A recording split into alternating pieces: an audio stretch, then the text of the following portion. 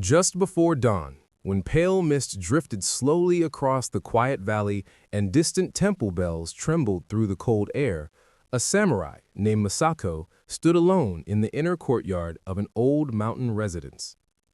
The air remained still around Masato, as if the world itself waited for movement that would never come. Masato's posture, firm yet calm, formed a single unbroken line from the soles pressed against the packed earth to the gentle rise of breath beneath the lower abdomen. In that breath lay the beginning of Haragei, the invisible art that ancient masters treated not as knowledge but as a mode of perception shaped by silence and presence. Masato allowed awareness to settle into the hara, the center of human existence nestled below the navel, a point regarded by warriors and monks as the inner anchor through which all clarity arose. From that center flowed ki, a subtle current that shaped intuition, sharpened perception, and connected one spirit to another without the need for words. Masato remained motionless, yet the world around the solitary figure changed with each breath. Bamboo leaves brushed softly in the faint breeze, a wooden gate creaked somewhere in the distance, and a thin thread of sunlight began to stretch across the worn stones of the courtyard. These details did not distract Masato's concentration. Instead, every sound and every shift blended into a single movement, echoing both within and around the warrior. Haragei had emerged centuries earlier from such moments of deep observation.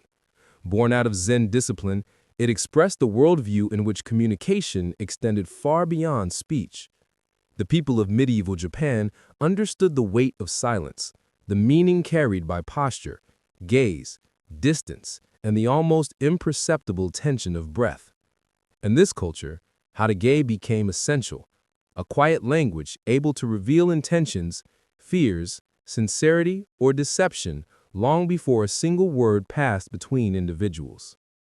Masato's awareness stretched outward until the smallest vibration in the air traveled through the body as clearly as the warmth of the rising sun. The art demanded neither supernatural skill nor extraordinary senses, only the unwavering discipline to listen without forcing interpretation. In the presence of masters of Haragei, agreements were formed without phrases, conflicts dissolved through shifts in tone or breath, and alliances strengthened through intuition alone. A moment of stillness could carry the weight of a full conversation. Masato trained for years to achieve such clarity, cleansing the mind from restless thoughts, sharpening perception until silence itself became a teacher. Through this process, a harmony formed, body balanced by breath, mind steadied by awareness, and the outer world reflected within the quiet depth of the hara. A final breath rose within Masato as the first bright beam touched the courtyard edge. In that moment, intuition stirred, revealing a faint disturbance in the air, subtle yet undeniable. That sensation did not originate from sight or hearing, but from the delicate shift in ki that brushed against Masato's presence. Haragei revealed what the eyes could not, hinting that something beyond the gate had entered the silent world of the courtyard. That faint disturbance carried a meaning Masato could not yet name, a silent message that signaled the beginning of a deeper journey into the hidden layers of perception that Haragei had guarded for centuries.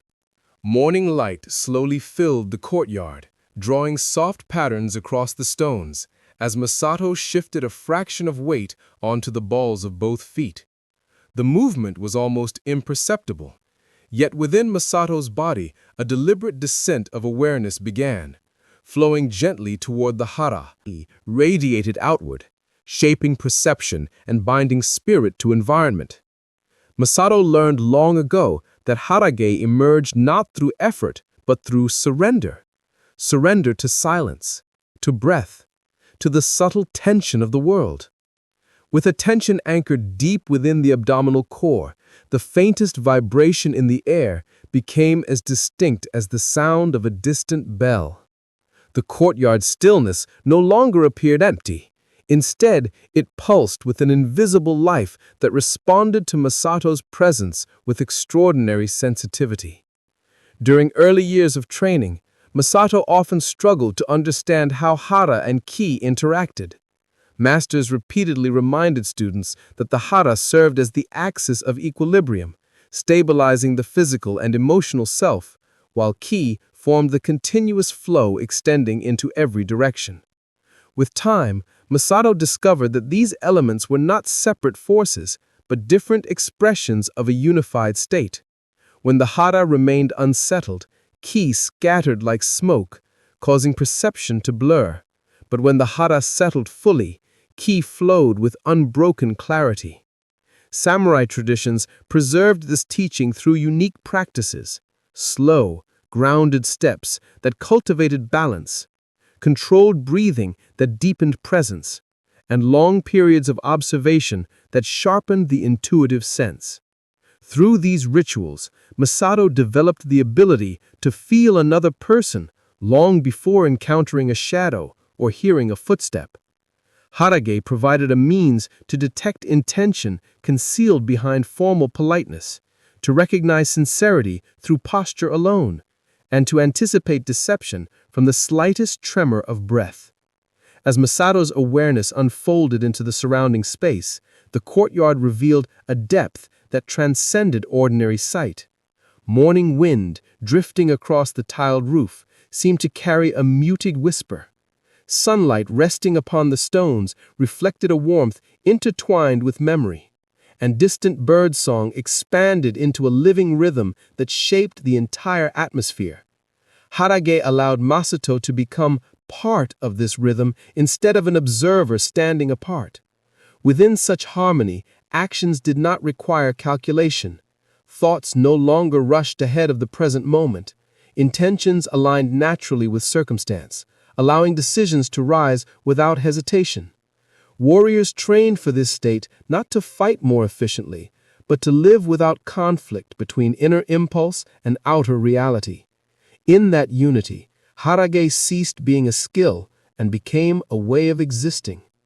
Suddenly, a subtle ripple appeared at the edge of the courtyard, a quiet shift in the flow of ki, faint yet undeniable. Masato sensed the presence beyond the outer gate once more, not through sound or movement, but through the delicate pressure formed when another spirit brushed against the silent field extending from Masato's center. The presence carried a distinct rhythm, one shaped by uncertainty and restrained emotion. Masato recognized the sensation from many years of encounters, the atmosphere of someone standing at a boundary, caught between approach and retreat. The air around that distant figure pulsed with restrained intention, as though a message waited behind the silence yet lacked the strength to emerge. A single breath deepened within Masato's abdomen. The shifting presence suggested that the next moment would reveal more than an unseen visitor. It hinted that the encounter ahead would draw Masato deeper into the intangible realm of Haragei, a realm where inner balance determined all perception, and where even a quiet tremor in the air could alter the course of understanding. The subtle change at the gate carried the promise that the art Masato had spent a lifetime cultivating was about to reveal a new, unexpected meaning. A long breath settled slowly into Masato's abdomen as the faint presence near the gate hovered in silence, casting a delicate tension across the courtyard. No sound disturbed the space, yet the air thickened as if holding the weight of an unspoken truth. Masato had experienced similar moments in earlier years, when masters of Zen Buddhism guided disciples to stand face to face with fear. Fear rarely announced itself with noise or visible gesture. Instead, it appeared as a subtle disruption in the natural flow of ki, a tightening of the atmosphere, a faint instability beneath stillness. The presence outside the gate radiated exactly this kind of disturbance, revealing an inner struggle stronger than any external threat. Masato recognized this sensation as unmistakably human, the fragile tremor that rose when a person clung to life too tightly while trying to conceal the anxiety that such attachment created. During long training seasons at temple retreats, Masato often listened to monks describe the relationship between Haragei and death. According to their teachings, fear grew not from death itself, but from resistance to impermanence. Ordinary people, burdened by attachment to identity, reputation, and physical comfort, experience death as a violent interruption. Samurai, monks, and wandering ascetics, however, approached life through the foundation of hara, where each breath reminded the body that life and death formed a single, uninterrupted movement. In the stillness of meditation halls, Masato learned that emotional storms calmed only when awareness rested fully in the lower abdomen. Once the mind anchored in hara, the boundary between living and dying softened, and fear dissolved like a shadow retreating from dawn. Through this inner transformation, Haragei became more than perception. It evolved into resilience, a state where the spirit remained untouched by panic, hesitation, or uncertainty. As Masato focused on the shifting field of ki near the gate, the tremor within the air revealed a depth of fear that words could never express. The atmosphere carried the vibration of someone confronted by a difficult decision, someone standing on the edge of an irreversible moment.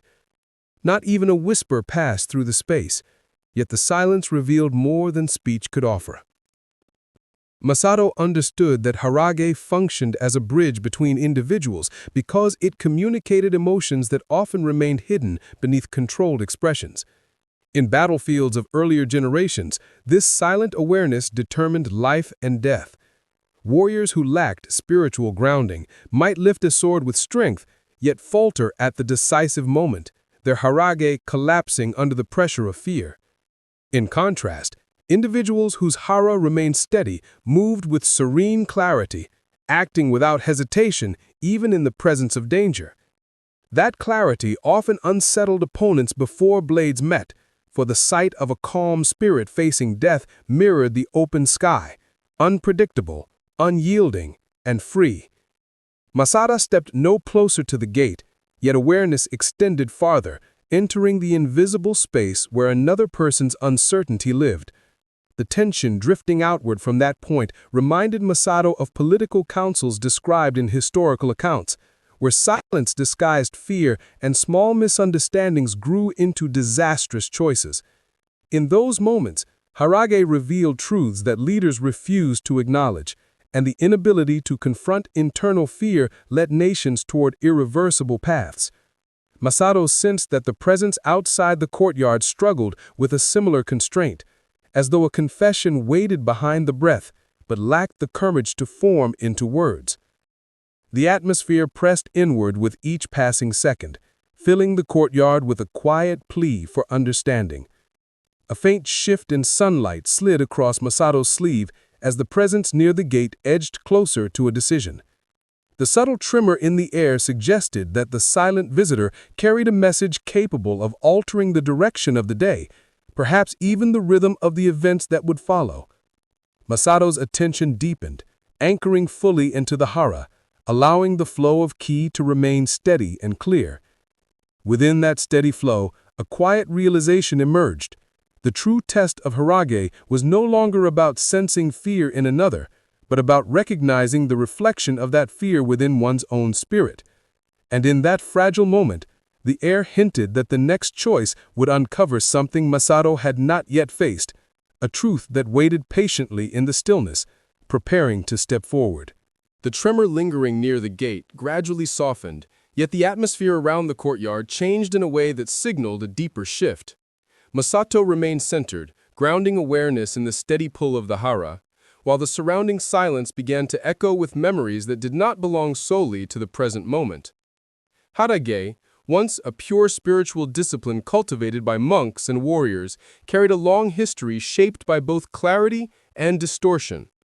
Masato's teachers often spoke about this lineage, describing how the art expanded far beyond the quiet courtyards and mountain temples where it was first born.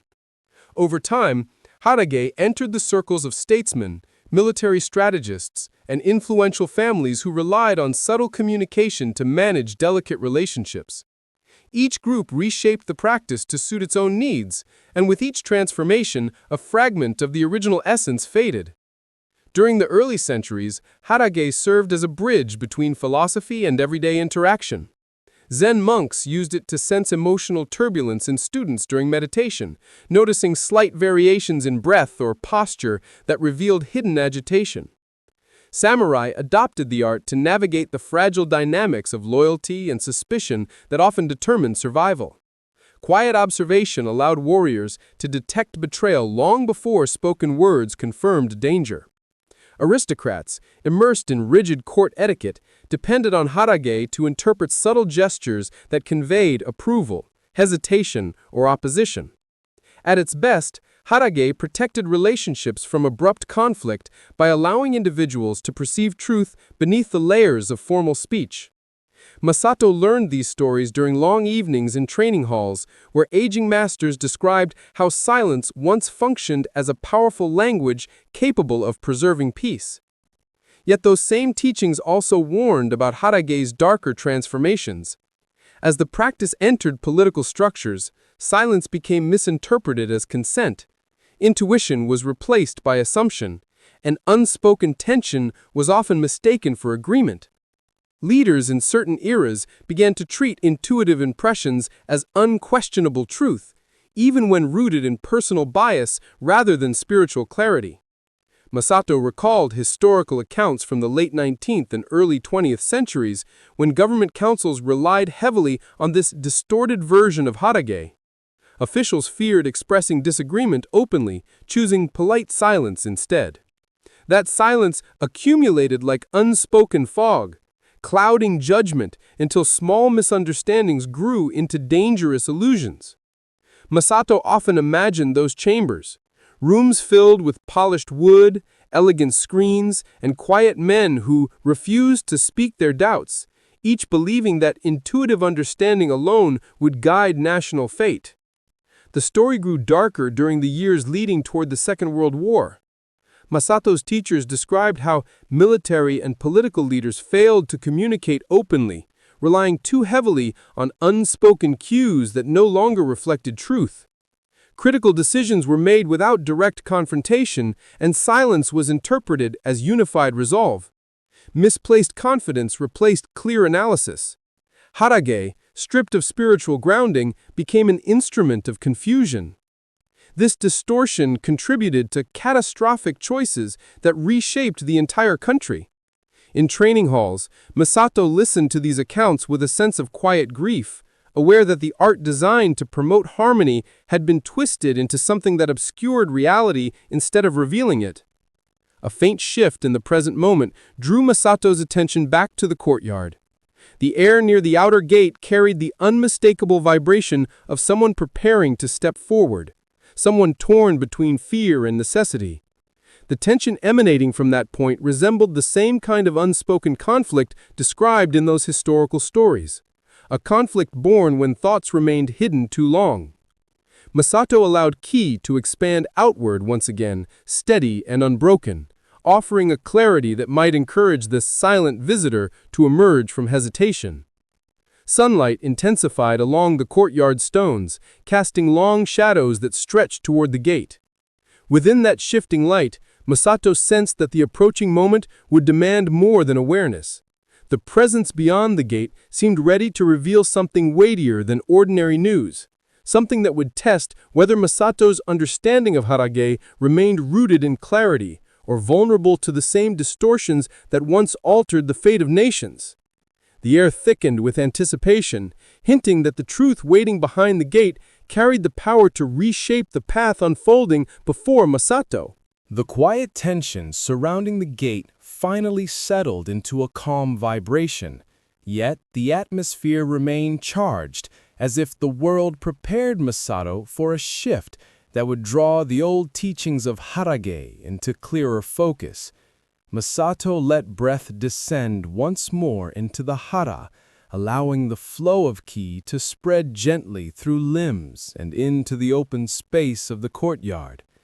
In this stillness, memories of long martial training rose naturally, intertwining with the faint presence that continued to linger just beyond the wooden threshold. For Masato, Haragei had never been a concept confined to meditation or philosophy. It lived within every movement learned on dusty floors, within each controlled strike, step, and shift that shaped the body into a vessel of unbroken awareness. During childhood, Masato entered the training hall long before dawn, when the world remained silent enough for the sound of breath to echo against wooden beams. Masters insisted that technique alone created only shallow skill. Without hara anchoring each motion, and without ki flowing in harmony with the environment, a warrior's movements would remain hollow. Masato learned early that strength came not from muscle, but from the ability to direct energy with absolute clarity. Sword forms required the flow of ki to extend through the blade, transforming the weapon into an extension of intention rather than a separate object. Staff drills demanded constant awareness of balance, forcing the mind to remain fully present. Even unarmed techniques depended on Haragei, for throws, holds, and redirections worked only when the warrior perceived shifts in an opponent's intent before physical action began. Throughout these lessons, masters frequently demonstrated the extraordinary sensitivity born from true Haragei. A subtle shift in posture revealed a planned strike long before movement became visible. Slight changes in breath disclosed emotional states and tactical intentions. Masato watched experienced instructors respond to students' attacks as though reading thoughts rather than observing bodies. Those demonstrations carried no sense of magic. Instead, they exposed the raw reality that perception expanded naturally when internal stillness connected to external rhythm. Over time, Masato came to understand that Haragei allowed martial arts to rise beyond technique and become a living expression of a centered spirit. When Masato advanced through the ranks, this understanding deepened. Training moved from formality to fluidity, transforming practice into a continuous flow where each step aligned with the environment's energy. A simple turn of the body could change the direction of conflict without force. A soft exhale could dissolve tension before combat even began. Haragei prepared warriors to sense danger before blades were drawn, allowing preemptive decisions that prevented violence entirely. Masters insisted that this capacity represented the highest level of martial skill, victory achieved not by overpowering an opponent, but by shifting the energy of a situation until conflict dissolved on its own. In later years, Masato studied the evolution of various martial traditions and recognized how Haragei formed their spiritual foundation. Aikido embodied harmony shaped through redirection and circular flow, transforming aggression into peaceful resolution. Kendo demanded awareness of mai, the delicate distance where intention became visible before a strike. Judo preserved the principle of adapting to another's energy, using softness to overcome strength. In each discipline, Masato found the same core truth. Technique gained life only when rooted in the silent intuition born from hara and ki. Without Haragei, martial arts became nothing more than mechanical repetition. With it, every movement became a reflection of inner alignment. A new vibration stirred near the gate, more distinct than before, as though the person beyond the threshold finally gathered the resolve to step forward. The sensation rippled across the courtyard, brushing lightly against Masato's awareness. A quiet shift of weight confirmed that the visitor's hesitation gave way to determination, and the air filled with a subtle expectation. Masato recognized that this moment would bridge the world of practice and reality, revealing whether all those years of disciplined training, breath control, and intuitive refinement had prepared the spirit for whatever truth waited behind the gate. The atmosphere thickened once more, promising that what emerged next would test not strength of body, but the depth of Masato's Haragei. The worn wooden gate finally opened with a soft, deliberate creak, releasing a faint current of cool air that drifted into the courtyard. A young messenger stepped inside, bowing deeply before lifting a scroll toward Masato with trembling hands. The tension that surrounded the courtyard since dawn suddenly revealed its source. Not imminent danger, not hostility, but a message carrying the weight of a decision made far beyond these walls. Masato accepted the scroll in silence, sensing the young messenger's unsteady breath, the unease traveling through limbs and posture, the quiet fear of delivering news that could alter another person's path. The presence now stood fully revealed, no longer an unseen vibration, but a living individual whose key still quivered like a leaf touched by wind.